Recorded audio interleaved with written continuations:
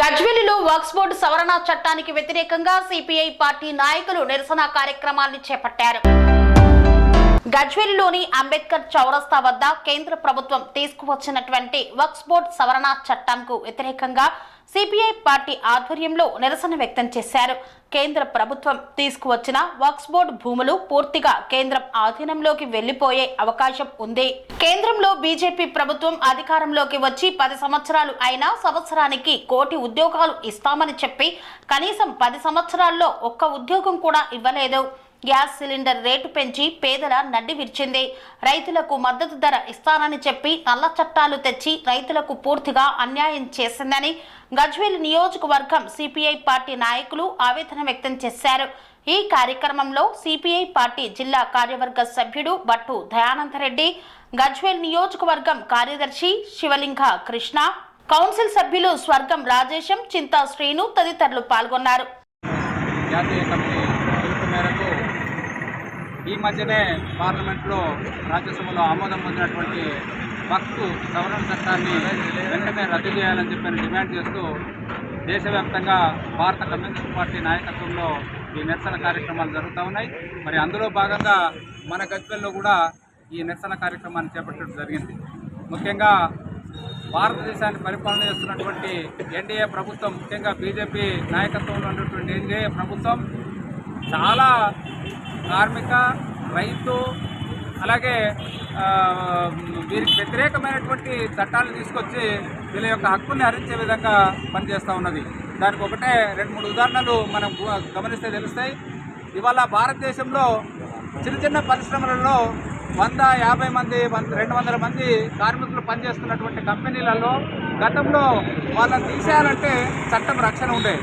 కానీ దురదృష్టం, కేంద్ర ప్రభుత్వము కార్మిక చట్టాలని 4 భాగాలుగా చేసి అందులో 200 మంది వరకు పనిచేసేటువంటి కంపెనీస్ను కూడా వాళ్ళు ఇష్టమున్నప్పుడు లాకౌట్ చేసి ఆ కార్మికుల యొక్క బతుకుల్ని రోడ్డు పాలు చేసేటువంటి అధికారాన్ని కల్పిస్తూ, అంటే పెట్టుబడిదారీ వర్గానికి ముఖ్యంగా కార్పొరేట్లకు అనుకూలంగా కేంద్ర ప్రభుత్వం నిర్ణయం తీసుకున్నది. దీనివల్ల అనేక మంది కార్మికులు రోడ్డున పాలవుతూ ఉన్నారు. అలాగే రైతులకు సంబంధించి మనందరికీ తెలుసు, గతంలో 300-400 రోజులు పంజాబ్ రైతుల హక్కుల కోసం పోరాటం చేయడం జరిగింది. కేంద్ర ప్రభుత్వం తీసుకొచ్చినటువంటి 3 నల్ల చట్టాలను రద్దు చేయాలని చెప్పని పోరాటం చేస్తే వాళ్ళు 700-800 మంది చనిపోయిన తర్వాత కానీ ప్రభుత్వం దిగొచ్చి మరి ఆ చట్టాలని ఆపినటువంటి పరిస్థితి. కానీ ఇప్పటికీ వాటిని పూర్తిగా రద్దు చేయకుండా, కనీస మద్దతు ధర కల్పించకుండా, అలాగే పెరుగుతున్నటువంటి నిత్యావసర వస్తువుల ధరల్ని కంట్రోల్ చేయకుండా ఈ మధ్యనే మనందరం చూసినాం పెంచినటువంటి గ్యాస్ ధరలు. అసలు ఒకవైపు ఏమో 44 రూపాయలు సబ్సిడీ ఇస్తున్నామని చెప్పని కేంద్ర ప్రభుత్వం చెప్తుంది. మరోవైపు ఉజ్వల పేరుతోని, దాని పేరుతోని అనేక మంది మహిళలకు గ్యాస్ సిలిండర్లు ఇస్తున్నామని చెప్పి ప్రచారం చేసుకుంటా ఉంది. మరి మరోవైపు ఏమో నిన్ననే ఓ బండను అంటే 50 రూపాయలు ఒక గ్యాస్ సిలిండర్ మీద పెంచడం జరిగింది. ఇది ఏ పేద వర్గానికి ఉపయోగపడేదో మనం ఆలోచించాల్సినటువంటి అవసరం ఉంది. ఇవాళ రైతులకు సంబంధించి రుణమాఫీ చేయమంటే కేంద్ర ప్రభుత్వం రుణమాఫీకి ఏ రకంగా కూడా ముందుకు రావడం లేదు. కానీ అదే కార్పొరేట్ సంస్థలకు వేల కోట్ల రూపాయల్ని బ్యాంకుల ద్వారా లోన్స్ తీసుకొని వాళ్ళు ఎగదొప్పినా వాటిని రాయితీలుగా ప్రభుత్వం ప్రకటిస్తూ ఉన్నది తప్ప వాళ్ళ నుంచి బలవంతంగా వసూలు చేసేటువంటి పరిస్థితి వాళ్ళ కేంద్ర ప్రభుత్వం చేయడం లేదు. అంటే దీన్ని బట్టి అర్థమవుతుంది ఏంటంటే కేంద్ర ప్రభుత్వము కార్పొరేట్ కంపెనీలకు, పెట్టుబడిదారులకు అనుకూలమైనటువంటి విధానాల ద్వారా ఈ దేశంలో ఉన్నటువంటి పేద, బడుగు, బలహీన వర్గాల యొక్క హక్కులను హరించే విధంగా వాళ్ళ నిర్ణయాలు ఉంటున్నాయి. కేవలం వాళ్ళు ఓటు కోసం రాజకీయాలు, అంటే మతాన్ని అడ్డుపెట్టుకొని, ఈ హిందూ మతం అనేటువంటి ఒక పేరును అడ్డుపెట్టుకొని ఈ దేశాన్ని విభజించి పాలించేటువంటి పరిస్థితి ఏర్పడతా ఉన్నది. నేను అంటాం, మన కమ్యూనిస్ట్ పార్టీగా మేము అడుగుతా ఉన్నాం, ఒకే కులం ఉన్నటువంటి, అంటే ఒకే మతం ఉన్నటువంటి దేశాలు ఇవాళ ప్రపంచంలో చాలా ఉన్నాయి. ఇవాళ పాకిస్తాన్ ఉంది, వాళ్ళు మొత్తం ముస్లింసే. మరి అక్కడ ఎందుకు జరుగుతున్నాయి గొడవలు? ఆ దేశము అందరూ ముస్లింసే కదా, అక్కడ ఎందుకు జరుగుతున్నాయి? మన భారతదేశంలో కూడా ఇవాళ మణిపూర్ ఉంది, మణిపూర్లో మరి అందరూ హిందువులే, ఎందుకు గొడవలు జరుగుతున్నాయి? అంటే ఈ గొడవలకు ఈ హిందుత్వమో లేకపోతే ముస్లింత్వమో అనేది కాదు, అది వాళ్ళ యొక్క ఆలోచన విధానంలో ఉన్నటువంటి తప్పు తప్ప అది ఏ రకంగా కూడా వాస్తవం కాదు. కాబట్టి హిందూ రాజ్యం కావాలనో, ముస్లిం రాజ్యం కావాలనో ఈ కోరికలు అనేవి ఏ దేశ సమగ్రతకు మంచిది కావు. ముఖ్యంగా మన భారతదేశము ప్రపంచంలో అత్యున్నతమైనటువంటి ప్రజాస్వామిక దేశం.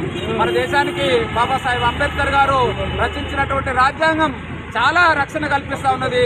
దాన్ని కాపాడుకోవాల్సినటువంటి అవసరం ఉన్నది.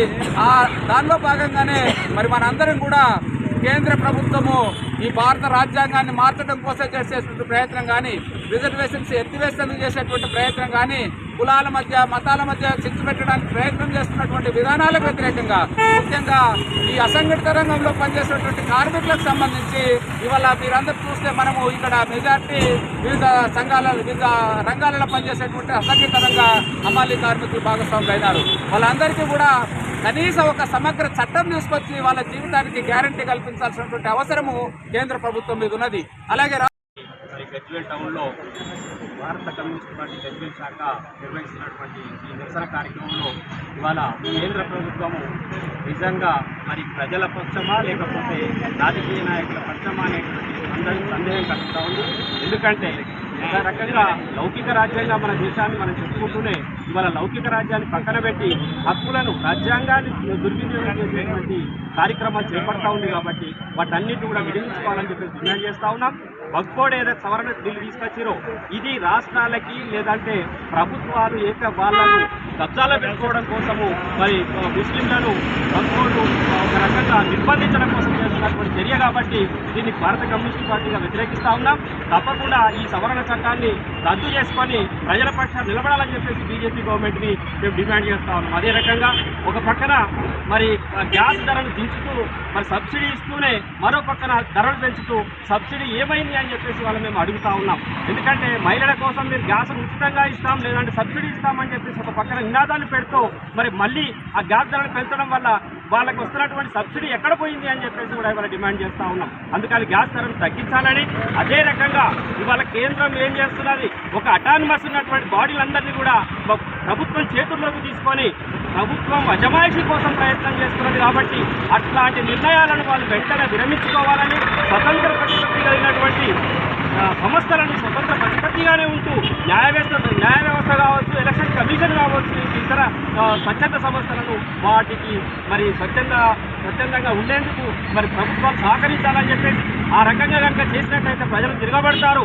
మీరు చేస్తున్నటువంటి ఈ రాజకీయాలు, ఈ హిందూ రాజకీయాలు మానుకోవాలని చెప్పేసి కూడా బీజేపీ గవర్నమెంట్ డిమాండ్ చేస్తా ఉన్నాం. అనురాగానికి అమ్మ ఆదర్శం, ఆరోగ్యానికి Sri Sai homeo stores and clinic. అనుభవం, అర్హత, అంకిత భావం కల డాక్టర్లచే చికిత్స. అన్ని రకాల ఆరోగ్య సమస్యలకు నమ్మకమైన ఎంపిక Sri Sai homeo stores and clinic. Diabetes, కీళ్ల నొప్పులు, సయాటికా, వెన్నుముక సమస్యలు, థైరాయిడ్, నిద్రలేమి, మానసిక సమస్యలు, ఋతు సమస్యలు, అన్ని రకాల దీర్ఘకాలిక వ్యాధులకు ప్రత్యేక హోమియో వైద్యం. అందరికీ అందుబాటులో అంతర్జాతీయ హోమియో వైద్యం Shri Sai homeo stores and clinic.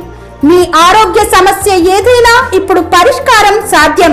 Side effect లేని వైద్యంతో సంపూర్ణ ఆరోగ్యం కొరకు సంప్రదించండి Shri Sai homeo clinic and stores, Bhavani Nagar, Ambedkar Nagar road, old Alwal, Secunderabad. సంప్రదించాల్సిన ఫోన్ నంబర్స్ 9000751751 మరియు 9000422525.